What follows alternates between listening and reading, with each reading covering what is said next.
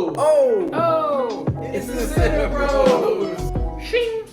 We just saw Scream 6.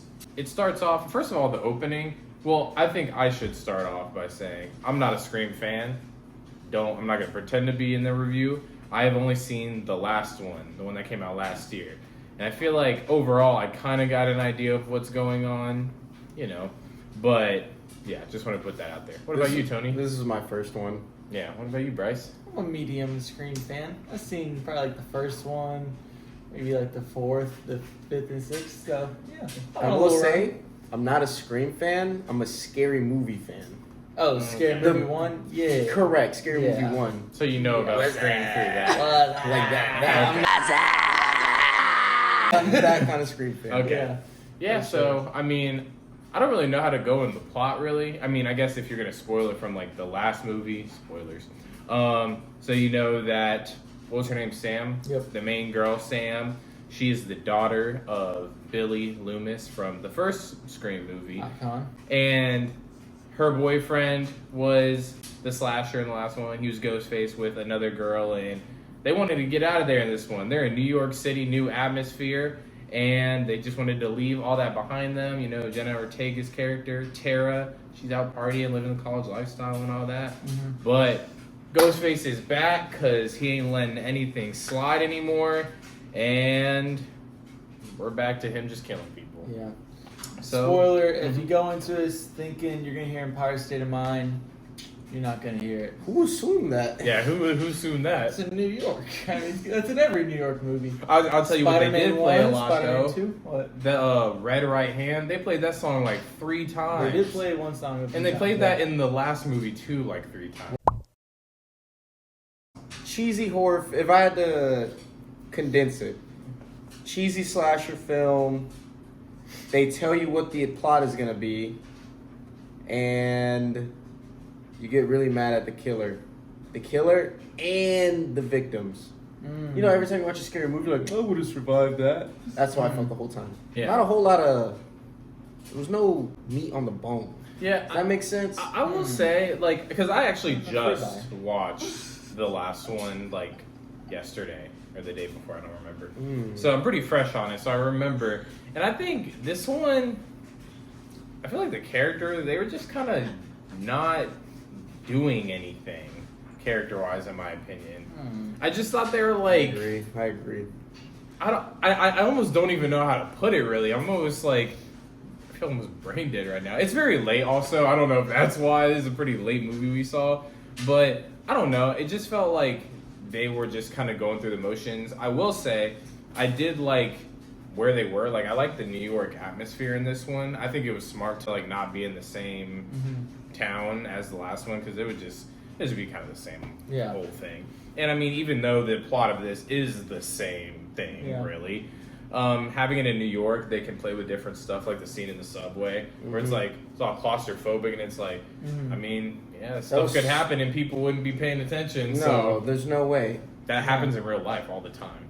On the New York City subway. Me to you, if you died next to me and if I'm on my phone, I'm going to know somebody died in front of me. Oh, they'll know, but they just won't say anything. I think if you see somebody get stabbed, you'll say look it up! I don't know. Big Halloween, holiday, big city. There's a lot going on. That's what I'm saying. I've dressed up as zombies for Halloween and stuff. I've had blood on me. I just came back from New York. The stuff I saw, someone could die in front of you. I think you're really in character. Yeah, exactly. No, but I was excited to see this movie for a couple of reasons. One, love New York. Two, the trailer I thought was really good. Probably the best Scream trailer there's ever been. And I honestly loved the cast. I loved the people they brought on. I love the people that were in it from the fifth one. I thought they all did a good job, especially Jenna Ortega and Sam. I don't know her name, but I thought, I don't know, I thought they did well. It was a lot of gore, a lot more than I was expecting. Probably the most gore there's ever been. I'd say so. In a Scream movie. I mean, they're throwing knives through the eyes and through the throat, bro. It's just kind of that's just kind of, I mean, me not being a Scream fan, it's just a complaint. I'm like, why are these people so crazy? Every time there's a slasher, and I get it's they're the slasher and they're the villain, but I'm like, what's happening? Especially, okay, we can get into it a little bit. I'm not going to spoil who the slasher is. I was just like, Yeah.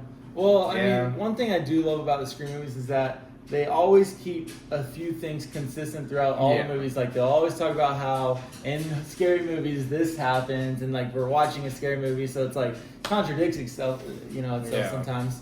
And I also, I don't know. I just like the things that they just kind of keep going.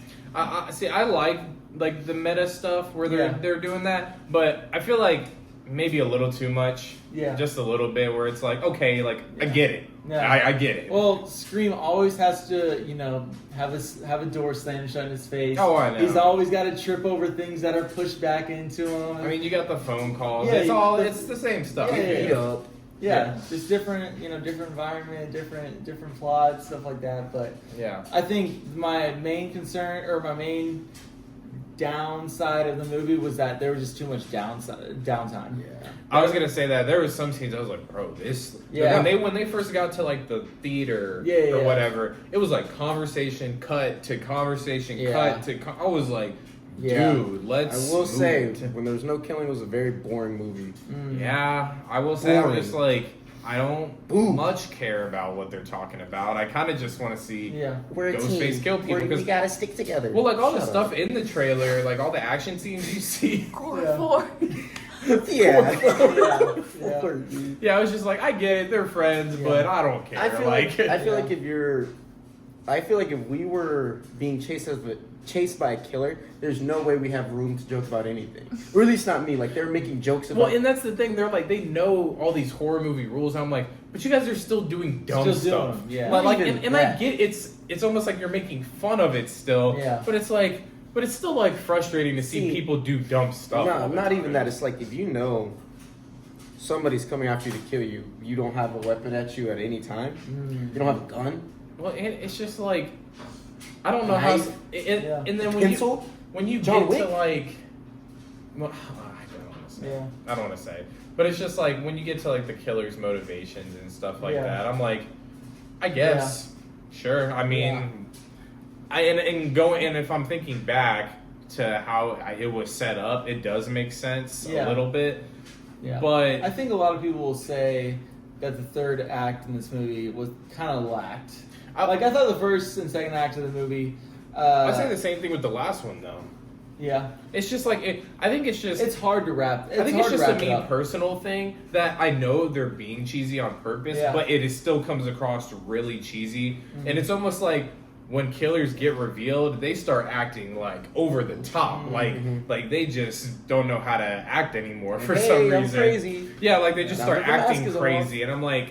I get it. Yeah. But I don't know. It's just a little cheesy, and I get it's the point. Hey, if you're a Scream fan and you love that about it, that's all for you. But I just didn't grow up on it, so that's just me. Sure. But a lot of nostalgia to it. Yeah. I think for me, it's just another little horror slasher movie. It's just okay. I mean, they got a little Disney with like being afraid. With like Marvel like being afraid to kill people.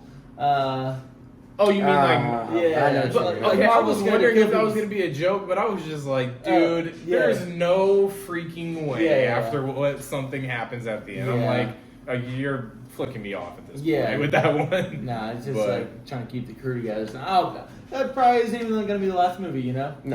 Actually, I saw there was an end credit scene we missed. I have no clue what it is. Good. It was a very, very, very generic slasher film. I'm not really a slasher guy. Like, I know people have like classic horror movies, Nightmare on Elm Street, Michael Myers, Texas Chainsaw Massacre, Ghostface. Like these are all like horror legends that even our parents know who they were because they were watching these same movies when they're our age. I mean, I could honestly care less about them. Yeah. Like, in all seriousness, I like good plot. Yeah. I don't want to just see stabbings and killings. Right. You know what I mean? I gotcha. But it was entertaining. Honestly, this is a Halloween date night movie. Yeah. Yeah. This is like a third date. This is a third date Halloween movie. It wasn't easy to guess the killers. Nah, you don't think so? That threw me off. I had it pegged for some reasons that I can't say, But I'll tell y'all. See, look, this is like if you meet somebody in the month of at the end of September, early October. You go on one date, the first date, right? You go, I don't know, walk around a lake or something. Second date, dinner, right? Third date, Halloween's coming up. The Scream trailer comes out. You're like, hey, we should go watch this movie. This is what that movie felt like for me. Maybe I don't think it should have came out in the month of March. When I'm thinking about flowers. That's true. I don't know why this came out in March. Easter's is next month. Come on, kind of weird. Freaking directors. Especially since it took place during Halloween. It's kind of weird. I would say, you know what it did feel like to me? It felt like a movie that was supposed to have, like, that you see with an audience, you know, like a big audience and everyone's, like, reacting to it. Our audience did not react to anything in this movie at all. There was, honestly, but none of the... I mean, packed theater. Yeah, there was no reactions. There was a lot of adults, and I think just everyone was just silent, so it just kind of took the fun out of it, too, because when you see a horror movie... When you think about Smile. Well, yeah, and everyone's like, woo, like, But this isn't one of those movies. I disagree, but I think it's like one of those... Like the loud noises, I was just like... No, not like a movie where you're getting scared, but more like a ooh, like when they reveal it. It's more of like a shock. But when you saw it there, it's just like... I blame the directors. Maybe they just... That was boring. That was a boring movie. Yeah, I think just the slow parts were too slow. I think the scene... Well, what was his rating? Oh, yeah, what was your rating? I'm sorry. I thought we did ratings at the end. Oh. I mean... Yeah. I give it a 63%. 63%. 63%. I feel like that's like average slasher film rating. Yeah. Okay. I was just gonna say another scene I actually really liked, the scene in the convenience store. I thought that was a good scene. Oh, I like that. I just wanted more of that. It's intentional. Exactly. And there's like no music. It's like very serious, and I'm eerie. like, yeah, it was just like, see, that was a gun, bro. Yeah, it's just like when you get a shotgun, it's like, oh, he's not playing right now. Not playing right. But how do you lose a fight with the shotgun? The two people that are unarmed. I mean, you know. They can, you know. Interesting. But I would say for me, I was going to land at like a 65% for me. Yeah, it's just not even like a bad 65%. It's just like, yeah, you know. Okay, if you're a Scream fan, I mean, you're probably going to see it. I would just say wait for it on streaming, you know, watch it at home. If you're a Scream fan, I think even though it doesn't seem like there was like a lot of audience interaction, I think if you're a Scream fan, you're going to want to see it in theaters.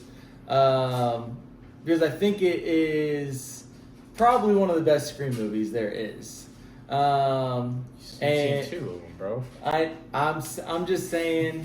I've seen three. I said I've seen three, and I think I don't know. I think it, you know, just based on where film industry is now and you know everything they put in there, I think it has everything you want as a Scream fan. And maybe I'll go back and watch 2, 3, and I think that was it that I haven't seen.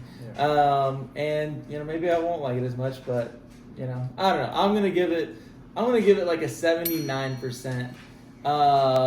Because I didn't think it was as boring as they're saying it was. It wasn't like I was like, man, maybe I should get on my phone. You know, I was intrigued. I didn't know who the killer was. I was trying to plot different things out, trying to find clues and stuff like that. I thought, you know, there were some conversations that could have been cut.